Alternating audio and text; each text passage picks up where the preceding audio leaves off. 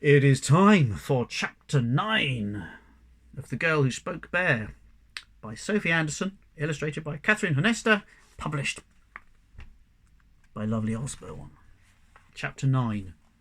All Bear. I finished the story quickly, leaving out the last bit.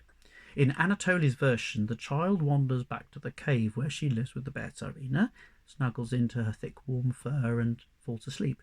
That part feels too personal to share with Ivan. Mousetrap wriggles deeper into my collar and tiny snores drift up to my ears. Ivan releases something between a snort and a sneeze. Your story is impossible. A human child is not capable of ripping out a wolf's claw. The story might not be completely true, but maybe there's some truth in it, I suggest, echoing what Anatoly's always told me. Maybe. Ivan licks his lips and turns away. He looks as if he's about to leave, and suddenly I want him to stay more than anything. I feel like he knows something that might help me. How did you lose your claw? I ask. Ivan's fur bristles. A bear took my claw. A cub, but it was stronger than it should have been for its age, unnaturally so. Ivan glares at my bare feet. I shift uncomfortably. I lost the respect of my pack that night, and, like the wolf in your story, I vowed not to return to them until I've proven my strength. Ivan's eyes glow. Tension chokes the air between us. I never forget a scent. As soon as I breathed yours, I remembered you. It was long ago and you're changed, but I remember. What do you remember? I whisper, confusion whirling through me. Ivan grins, all fangs and blood-red gums. I remember you, but you don't remember yourself. A howl rises, followed by another and then another. They echo from far in the distance. Goosebumps still crawl across my flesh. The ache in my elbow intensifies, and I stand, pick up the lantern and hold it in front of me like a weapon. I've been so foolish. Staying and talking to Ivan when I should have continued towards Anatoly's cabin. I could be there now, safe and warm, but instead I'm here, chilled by cold winds and Ivan's words and the howls of dangerous wolves. My old pack is hunting. Ivan lifts his head proudly, but there's something sorrowful in his eyes. If I were you, I'd find somewhere safe to shelter. You aren't stronger than my pack, and you won't be, even when you're all bear. All bear? The confusion whirling through me escalates into a tumultuous storm. Ivan looks at me pityingly. Go deeper into the forest, and then you'll understand. I flinch as another chorus of howls soars over the treetops. Ivan's ears turn to the sound, followed by his whole body. He shudders, as if it's taking all his effort to stop himself from chasing after his pack. Finally, he bounds off in the opposite direction. I stare after him, cold inching down my spine. But it's not Ivan or the distant wolves that have scared me. It's Ivan's words. Even when you're all bear. He's wrong. I'm not turning into a bear. I push the thought away and listen for the howls or footfalls of the wolf pack. But I can't concentrate. Ivan's words have thrown me into chaos. A small bird flutters above. Yanka, it calls. Home in the forest. I shake my head and look back in the direction of the village. I don't want to hear the bullfinch. I don't want to feel the snow against my bare feet anymore. I lift a foot to take a step back towards Momochka, but it's huge and heavy with long claws at the end of my toes. I can't go back like this. Yanka, the bullfinch sings. Yanka the bear. I turn to the dark trail, touch my arrowhead necklace, and imagine it filling me with the courage of a warrior princess. The answer to what's happening to me lies deeper in the forest. I know it. The bullfinch knows it, and Ivan the Grey knows it too. Although his words have shaken me, they feel like a proof that I am heading in the right direction, so I take a deep breath and walk on into the darkness. I scratch my neck above where Mousetrap is huddled, thinking it would be nice if he woke to keep me company. He stretches and yawns into my ear. Is Anatoly's cabin close? I hope so, I nod. We walked a good distance before Ivan stopped us. The wolf. Mousetrap's nose twitches as he sniffs the air. It was interesting how you dealt with him. A scuffle and a story. Not what I'd have done, but it was good for you to take control. I'd have hated to silence him. Silence him? I raised my eyebrows. Up until I told the story, you were hiding in my pocket, shaking like a leaf. I was not hiding. Mousetrap rises onto his hind legs and flashes his teeth. I was assessing the danger before I attacked. I never silence a creature unnecessarily. I press my lips together to stop from laughing as I picture Mousetrap fighting a wolf. And, Mousetrap lifts his snout high, just so you know, I never shake with fear. I shake with fury. A snort of laughter escapes my nose, and I try to hide it by coughing. Mousetrap's fur prickles against my neck. You're being very impolite, but I'll forgive you because you don't yet understand how exceptional my hunting skills are.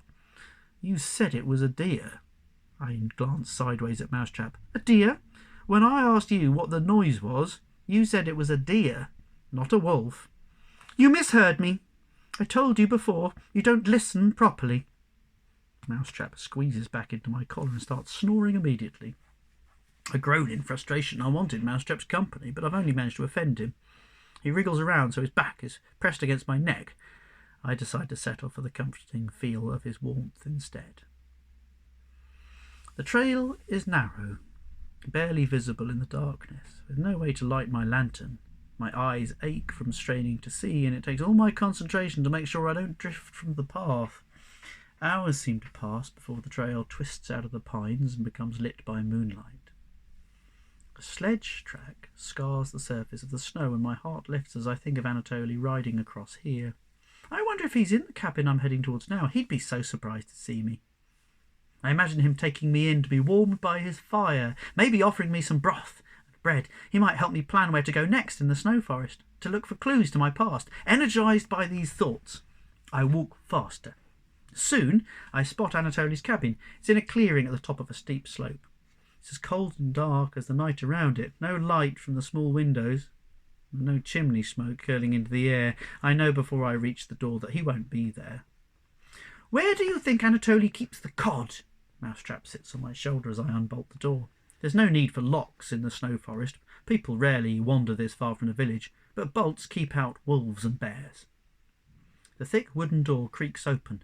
Mousetrap runs down my arm, jumps off my elbow and disappears into the pitch black.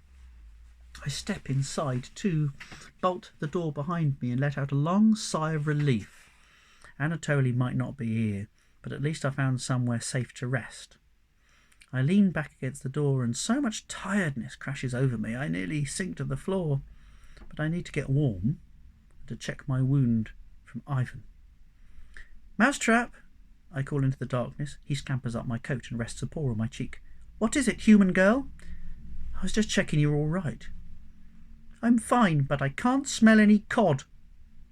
Mousetrap's furry face furrows. What about candles and matches? I ask. Beside the log burner. Mousetrap points with his nose, and I shuffle forwards as my eyes adjust to the darkness, and I find candles and light them, spread them around until the shadows fall back and the room fills with a warm yellow light that reminds me of my and Mamochka's house. The sun will rise in a few hours, and Mamochka will wake to find me gone. I look around to distract myself from the thought. Anatoly's cabin is smaller than I remember, but it hasn't changed otherwise. It's neat and tidy, and filled with practical things, pots and pans, metal tools and wooden hide-stretching frames, and piles of leathers and furs and sacks of grains and salt that hang from the rafters so that mice can't reach them. The cabin smells of Anatoly, of tea with lemon, fresh snow, wood smoke and old furs. I inhale to catch more of his scent and wonder when he was last here. Kindling and logs have been stacked in the burner and a tinderbox has been placed in front of it. It feels like he was expecting me, although it's more likely he leaves the cabin ready for his own return. I light the fire, and I lift the already filled kettle on top of the burner. Flames curl around the logs, and warmth ripples through the air. My hands itch as blood flows back into my fingers, and my elbow throbs where Ivan bit it. I peel off my coat, and I roll up my sleeve to examine the wound. The skin is blotched purple and blue, but it's not broken. If Mamochka was here, she'd apply a spongilla grass poultice. I pulls my sleeve back down. It's only a bruise. I wonder if it was my coat that protected me, or whether maybe Ivan chose not to bite too hard. His fangs were certainly sharp enough to pierce my flesh if that's what he'd intended to do. I still can't find any cod, Mousetrap grumbles from a high shelf stacked with jars and tins. Maybe there's something else you'd like? I wander over and read some labels. Pickled herring? Mousetrap screws up his nose. I'm going hunting. He dives off the shelf and sprints towards a crack between the floor and the wall. Don't leave the cabin, I shout after him. He pokes his head out of the crack. I can take care of myself, you know. I know, it's just... I want him to stay, to keep me company, but the words won't form. I'm sure I heard a mouse under the floorboards, I say instead. If there's a mouse, I'll catch it. Mousetrap nods and disappears into the crack. Emptiness swells in the room till I sense the tiny vibrations of Mousetrap's paw steps through the soles of my feet. The kettle whistles. I make a cup of tea while eating one of the piroshki I brought with me. Then I remember the necklace of sweet sushki that Mamochka gave me at the festival. It's still dangling around my neck, so I break off chunks of the hard, sweet bread and soften them in my drink. I don't want to sleep until Mousetrap returns, so I sit in a chair by the fire and look at the stack of books on the table next to me. They're mostly tattered old volumes about hunting and fishing and trapping. Loose pieces of paper poke out of them, covered in sketches of trap designs and small-scale maps. I notice a book of poetry and another of short stories at the bottom of the pile. As I move the uppermost books to get them, a few pieces of paper drift free and float to the floor. I lean down to pick them up, but I stop still when I read Anatoly's neat handwriting on the top of the nearest piece. The Bear's Child. Ivan's talk of a bear cub, and me not remembering myself, echo through my thoughts, and my fingers tremble as I pull the paper closer. It is one of Anatoly's stories. It's one I haven't heard before. His voice rises in my mind as I read the words, and with every sentence my heart beats faster, because maybe this is the story that will explain everything about me. The Bear's Child. Once upon a time, the bear Tsarina, the strongest and gentlest creature in the snow forest, was asked to care for a newborn cub. The bear Tsarina's heart swelled with love, and she promised to raise the cub as her own. Every day the bear Tsarina carried the cub on her back and showed her all the wonders of the snow forest, from the sunlight glittering in the canopy to moonlight dancing on the streams. She showed her how to catch tender fish, how to find the sweetest, juiciest berries, how to dig dens amongst roots, how to make leafy beds that smelled of autumn all through the icy winter. And the cub loved all these things. But what she loved more was to watch the humans who visited the forest, the woodcutters and the trappers, the fishermen, the gatherers of healing herbs. The cub was pulled towards humans as the river is pulled downstream. No matter how much sunlight glittered in the canopy, or how much moonlight danced on the streams, no matter how tender the fish or how sweet the berries, the cub always wandered away, distracted by the crunch of boots or the humming from a human throat. Seasons passed. The cub began to look and act like a human too. She stood on two paws, laughed like a woodpecker, and sang strange babbling songs. The bear Tsarina's heart cracked open because she feared she'd lose the cub to the human world altogether, as she had lost her own cub many years before.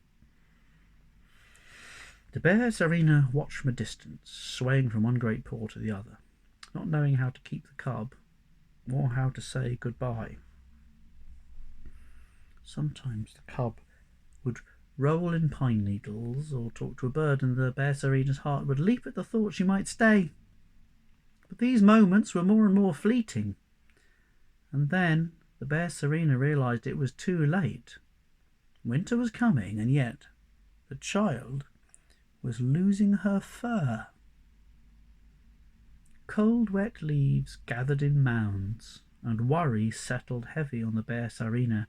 How could she prepare the cub to live in a world she didn't understand? Then, with the first deep snow, a lady came in to the snow forest collecting frosted hawthorn berries. The Bear Serena read the lady's soul and learned the lady had a kind heart and endless love to give. The cub's eyes lit up at the sight of the lady, and the Bear Serena knew it was time to say goodbye. When the lady wandered close to the bear cave, the Bear Serena whispered into the cub's ear, "This is your mother. She'll take good care of you." And she nudged the cub out into the snow. Although the Bear Serena knew the lady would care for the cub and help her to live in the human world, her heart split in two. She rolled over, closed her eyes against the pain, and pretended to sleep as the cub stood on her back legs and walked away. The last of the cub's fur fell, and a smile warmed her cheeks as she looked up into the gentle face of the lady. Their souls swirled together, and the cub child lifted her hands into the air, wanting to be held by that lady more than anything else. The lady picked her up, and the child fitted perfectly into her arms. A tear rolled into the fur of the Bear Serena's cheek as the scent of the cub drifted away. She didn't know if she'd ever see the cub again. But as the Bear Serena sank into the deep sleep of winter, she heard echoes of the cub's laughter, and she smiled, because then she knew that though the cub was gone, something of their souls would always be joined together. That's the end of chapter 9. So it's time for me to pack it in and to say, keep safe, look after each other, be good, and I will see you soon. Goodbye.